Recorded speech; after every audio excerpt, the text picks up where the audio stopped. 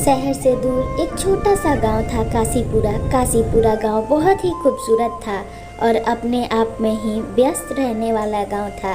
वैसे तो वो गांव बहुत ही प्यार के वजह से जाना जाया करता था, लेकिन उस गांव के प्रधान बहुत ही खड़ूस और अकड़ू किस्म के इंसान थे।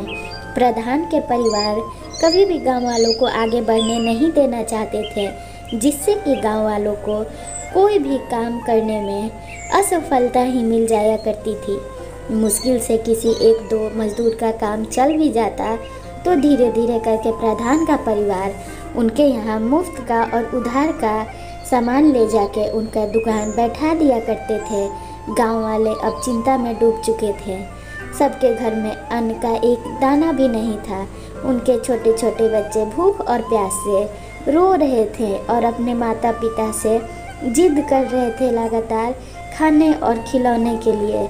उनके माता पिता उदास और हताश हो चुके थे। गांव वाले अब इस सोच में पड़ गए कि अगर प्रधान का ऐसा ही रवैया रहा तो आगे चल के उन्हें बहुत दिक्कत हो गई। एक दिन ऐसा आएगा जब उन्हें रोड पे जाके भीख मांगनी पड़ेगी। उन्हीं में से गांव की कुछ औरतें आपस में योजना बनाती और हिम्मत जुटाती। वो लोग कहती, क्यों ना हम लोग हिम्मत जुटा के प्रधान के यहाँ जाएं और कहें कि हमें हमारे कार्य क्षेत्र में आगे बढ़ने दें। हम लोग उनके वैसे भी गुलामी करते हैं।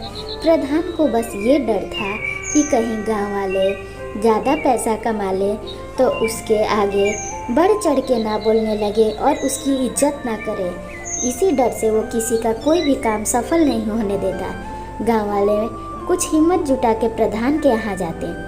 प्रधान अपने परिवार के साथ बगीचे में घूम रहे थे। तभी हिम्मत जुटा के रमा कहती, प्रधान जी, हमें पता है कि आप हम सबको डरा के रखना चाहते हैं, लेकिन हम लोग आपकी बहुत इज्जत करते हैं। कृपा करके हमारे काम को आगे बढ़ने दें।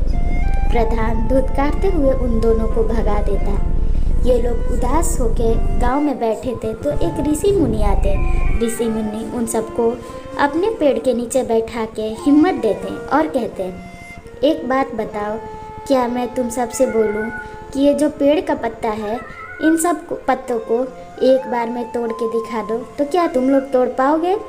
उनमें से एक आदमी कहता, अरे ऋषि मुनि जी, हमारे पास इतना टाइम कहाँ जो हम एक एक पत्ते को तोड़ते चले। खुद पतझड़ आएगा तो ये झड़ जाएंगे। ऋषि मुनि समझाने की कोशिश करते हैं कि देखो, इतने पत्तों को एक साथ देख के तुम लोग भी अपना मन पीछे खींच लिए, वैसे ही एकता बनाओ। प्रधान भी तुम लोगों से दूरी बना लेगा। अगर तुम सब साथ मिलकर कोई एक कार्य करोगे और उसे ही आगे बढ़ाओगे तो प्रधान तुम लोगों का कुछ नहीं बिगाड़ सकता। क्यों ना तुम सब मिलकर एक ही काम में लग जाओ और उसे ही शहर में ले जाके बेच के आगे बढ़ाओ धंधा अपना।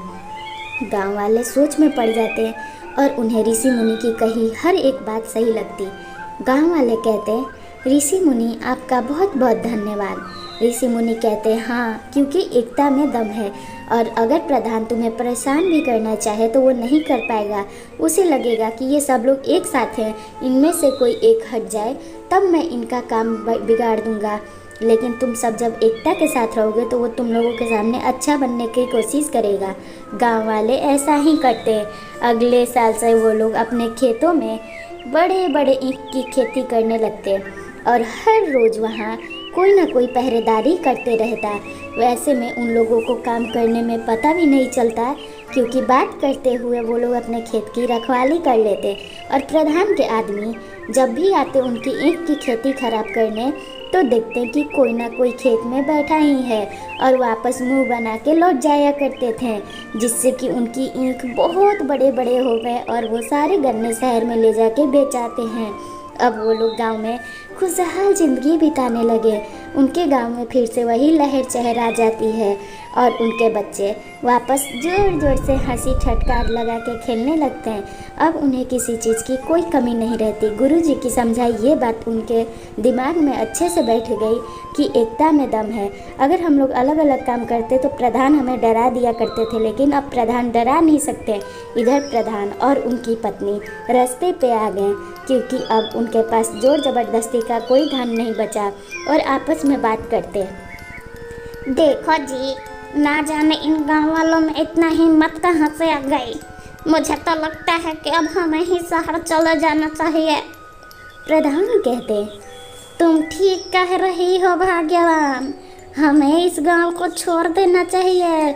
ये सब एकता में आ गए हैं, कहीं ऐसा ना हो कि अभी हमें बोल ना रहे हैं, कल हमें जूते चप्पल से मारने लगे तो, इनका पिछला बदला लेना पड़े तो। चलो हम लोग ये गांव छोड़ के भाग जाते हैं। प्रधान अपनी पत्नी के साथ गांव छोड़ के भाग जाता। फिर गांव वाले शांति से जिंदगी बिताते। ऐसी कहानी देखने के लिए चैनल सब्सक्राइब कर वीडियो लाइक कर दे।